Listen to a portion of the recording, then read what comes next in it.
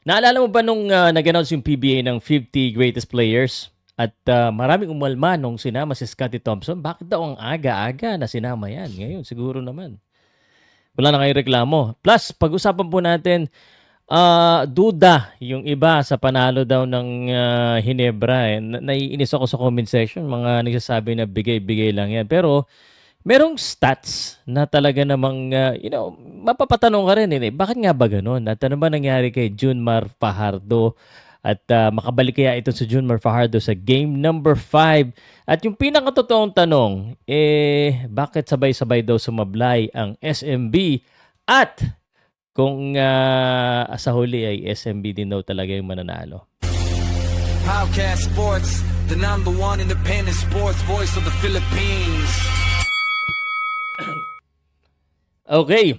So, the number one independent sports voice of the Philippines, sarili po tayo. Wala po tayong malaking backer. Tayo-tayo lang. Nag-uusap dito, mga katropa natin, mga Barangay Nebra, San Miguel Beer. Usapan lamang po ito at bigayin ng opinion. Kayo, libre kayong magbigay ng opinion. Pero unang opinion na gusto kong sabihin bago natin pag-usapan SMB. Alala niyo yung panahon na dami nagrereklamo kasi may mga hindi nakapasok na mas matanda daw kay Scottie Thompson na hindi daw dapat si Scottie Thompson. So, yung last performance niya na nakakuha siya ng 35 points, mind you, 72% field goal percentage, 11 rebound and 11 assist, sabi nga ni Coach Tim ko, legendary performance. Agree ba kayo dyan? So, na-curious tuloy ako bigla ulit. Tinignan ko ulit yung ni Scottie Thompson, yung achievement niya. So, naalala ko kasi yung 50 greatest players. No? Kasama siya doon, di ba? So, tinignan ko yung kanyang achievement. He's already just 32 years old, 6'1", and he just, of course, Barangay Ginebra siya from the start. I'm not sure kung gaano ka-updated itong Wikipedia, but he is the 7 times PBA champion, 2 times Finals MVP, most valuable player, and so on and so forth. Sa tingin ko naman, deserve niya na. And ang dami niyang napapatunayan na even at the age of 32, he is able to achieve these things.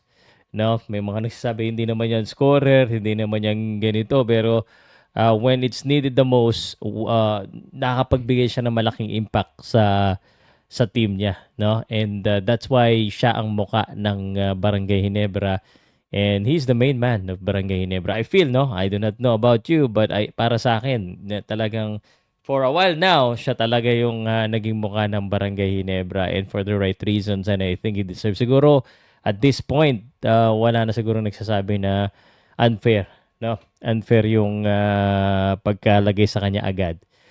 Speaking of unfair, unfair kasi, ay ito ha, si Junmar Fajardo, napakalaki, napakagaling, yan ang tunay na GOAT ng PBA, sinasabi, because of his multiple MVP. Pero unfair kasi naglalaro siya ng may injury. So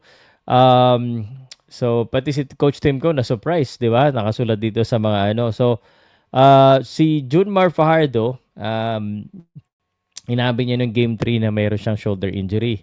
So, sabi ng iba, sa comment section, pagka-post ko ano lang yan, drama-drama lang yan. Totoo ba? Bakit naman kailangan mag-drama? Tsaka bakit naman niya kailangan sirahan yung stats niya? Medyo embarrassing nga yung stats na 20% for a center for field goal percentage, although he grabbed 20 rebounds. So, why would he do that? That's the thing that I'm saying. Yung mga fans talaga, ang dami yung no? Ang dami talaga. Mapa-boxing, mapa-basketball. So, anyway, ito talaga yung syempre, medyo duda ka rin kung bakit sabay-sabay.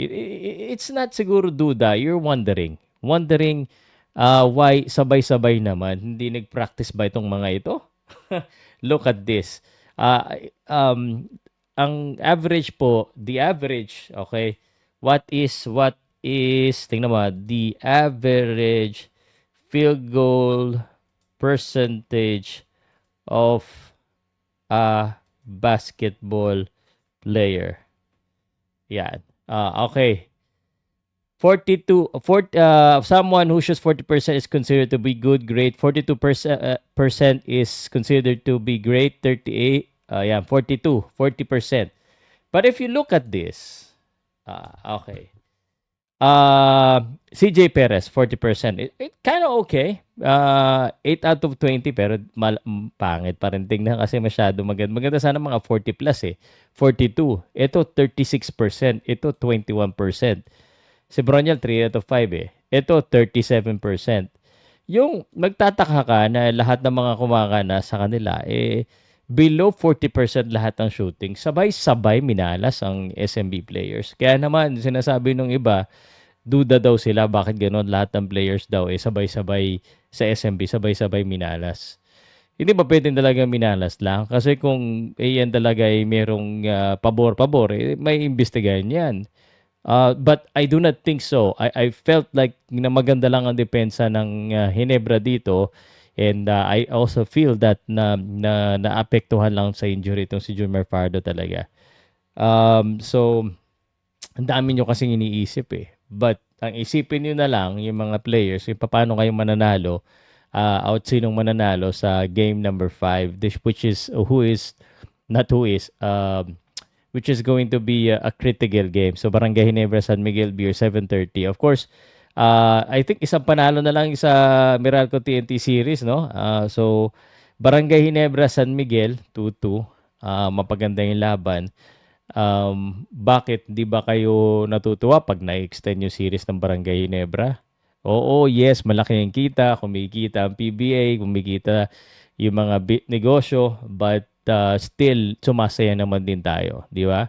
Barangay Ginebra and San Miguel Beer. So, what we notice here is kaya talagang manalo rin ng Barangay Ginebra at minamalas din yung San Miguel kahit gaano sila kalalim. So, one thing na nagustuhan ko nung last game para po sa Barangay Ginebra is they share the ball well.